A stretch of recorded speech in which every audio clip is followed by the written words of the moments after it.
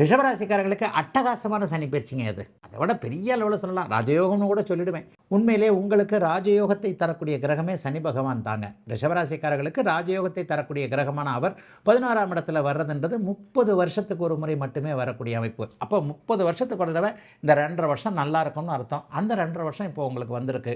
வயதிற்கேற்றாற் போல எல்லாம் கிடைக்கக்கூடிய தன்மை, மாணவனுக்கு கல்வி மேன்மைகள், படிப்புகளை அமைத்துக் கொள்ளக்கூடிய தன்மை, மாணவ பருவத்தை தாண்டியவர்களுக்கு நல்ல வேலை, நல்ல வியாபாரம், தொழில், தொட்டது துலங்கக்கூடிய தன்மை, வேலையை விடலாமா விடலாம், தொழில் ஆரம்பிக்கலாமா ஆரம்பிக்கலாம், வியாபாரம் நல்லா இருக்குமா நல்லா இருக்கும், விவசாயம் நல்லா இருக்குமா சூப்பராக இருக்கும், கையில் காசு நடமாட்டம் நல்லா இருக்கும், காதல் நிறைவேறும், விரும்பிய ஆணை மணக்க முடியும், விரும்பிய பெண்ணை அடைய முடியும், பெற்றோர்கள் நன்றாக இருப்பார்கள், குடும்பம் நிம்மதியாக இருக்கும், ஏற்கனவே பிரிந்து விடலாமா என்கின்ற எண்ணத்தில் இருக்கக்கூடிய கணவன் மனைவி இணையக்கூடிய தன்மைகள் உண்டு. புத்திரபாக்கியம் இல்லாதவர்களுக்கு அந்த பாக்கியம் கிடைக்க போகிறது.